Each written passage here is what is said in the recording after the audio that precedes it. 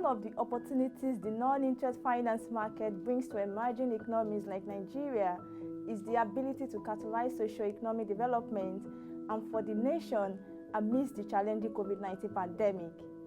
Welcome to another episode of Islamic Finance Daily Update, where we bring you key activities in the non-interest finance market. Today's episode focuses on the latest report from the Central Bank of Nigeria on the launch of new schemes for Islamic finance institutions in the country and also a US-based Sharia-compliant app launched recently. The CBN, in its effort to increase access to finance by non-interest financial institutions and promote financial inclusion in the country, has launched new schemes for IFN institutions in the country. This was said in a circular signed by its Director, Financial Policy and Regulation Department, Mr. Kevin Amugo. The schemes include non-interest guidelines for the Accelerated Development Scheme, non-interest guidelines for intervention in the textile sector, guidelines for the operations of the Agri-Business Small and Medium Enterprises Investment Scheme, guidelines for MSME Development Fund for non-interest financial institutions, non-interest guidelines for non-oil export stimulation facility, non-interest guidelines for Anchor Borrowers Program, and non-interest guidelines for real sector support facility revised guidelines.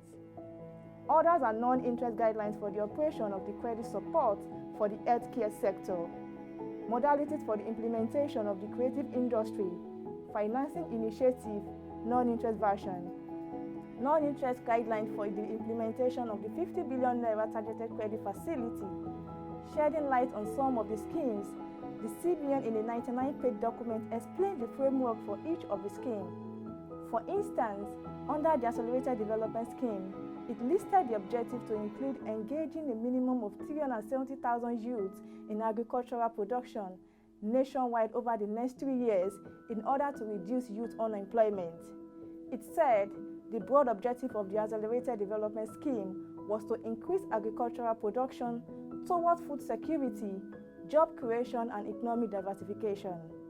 The specific objectives are promotion of national food security in each state through sustained interactions among stakeholders in the agricultural value chain, collaboration among state governments, the CBN and relevant other stakeholders to create jobs in the agricultural sector with strong focus on crops where states have comparative advantage and provision of short and medium-term funding windows for the implementation of the scheme, it stated. According to the CBN, the target group is Nigerian youth within the age of 18 to 35 years, and the focus will be on 2 agricultural commodities where the state has a comparative advantage. Under the scheme, the state government is expected to mobilize prospective young farmers with representation from all senatorial zones, while state governments or FCT are to provide agricultural land in contiguous locations in all the senatorial zones. A minimum of 100 acres per cluster are to be provided. Prospective entrepreneurs that meet the eligibility criteria shall be grouped into clusters by commodity to be produced. State government to allocate 2 to 5 acres of land per beneficiary. State government to provide access roads, water sources, and other infrastructure that will enhance agricultural production on the land. State may charge a renter on land maximum of 10,000 naira to defer the cost of land clearing and other infrastructure provided. Renter charge will be embedded in the economies of production of the farmer, it added. The guidelines also stated that the participating financial institution would act as agent of the CBN in disbursing the financing to the beneficiaries, which shall be in kind. The participating financial institution shall purchase the input for on-selling to the beneficiaries using CBN-approved non-interest financing contracts of Murabara, Istinan, amongst others, at an all-inclusive rate of return of 9% per annum. Looking at technology, a United States-based app is the latest Sharia-compliant stock screener in the part of recently launched Islamically from a UK-based company and the other Finispia from Canada. Zoya officially launched on iOS and Android on May 4, according to the co-founder and chief executive officer, Sahad Malik. While our parent company name is Investstroke Incorporated, we choose Zoya as our app name to help humanize our brand, Malik said. The beta version of this app launched in January 2019 and received positive feedback, according to Malik.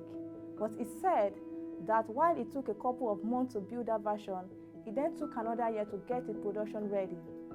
Other providers like Heidi Rating screened the Sharia compliance of equities, while terminals from Bloomberg and Refinitiv provide e-list of Sharia compliant equities and other asset classes that are accessible to paying clients.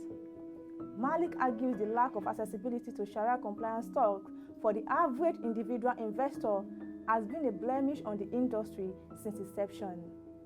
For decades, the incumbents have kept this data reserved for high net worth individuals and institutional clients with exorbitant fees, large minimum investment requirements, and a general lack of transparency, of all of which serves to effectively shut ordinary investors out of the market, he said.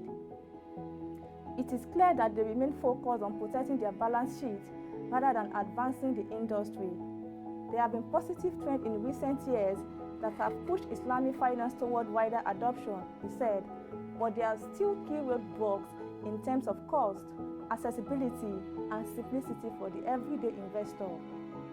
Similar to Islamically and Finispia, Zoya is available for free, but users need to pay a subscription fee to access additional research and other premium features.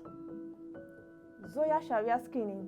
At the core, Zoya screens individual stocks across a wide range of sectors, including commercial services, communication, consumer durables, tech, energy, and health.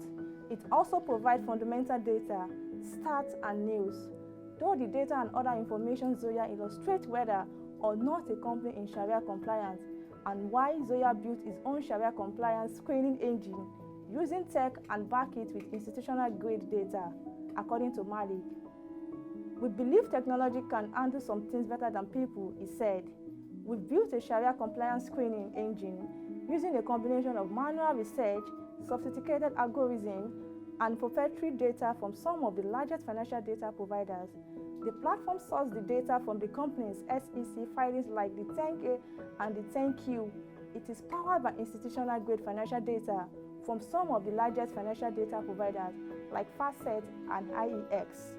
The free version of Zoya allows users to see the latest Sharia compliance status of any stock, whether it is compliant, non-compliant, or questionable. In addition to screening a company's activities and operations, Zoya's premium version screens financial like interest-bearing debt, interest-bearing securities, and liquidity. At present, Zoya screens over 7,000 US and Canadian stocks, but the company is working on expanding to more international markets. It will be releasing UK stocks shortly. And that will be all for today. To watch more videos, read news stories, reports, and analysis on Islamic finance, log on to our website www.prosharend.com. Also, you can engage us on our social media handles on the screen. Till we come your way again, thank you for watching and bye for now.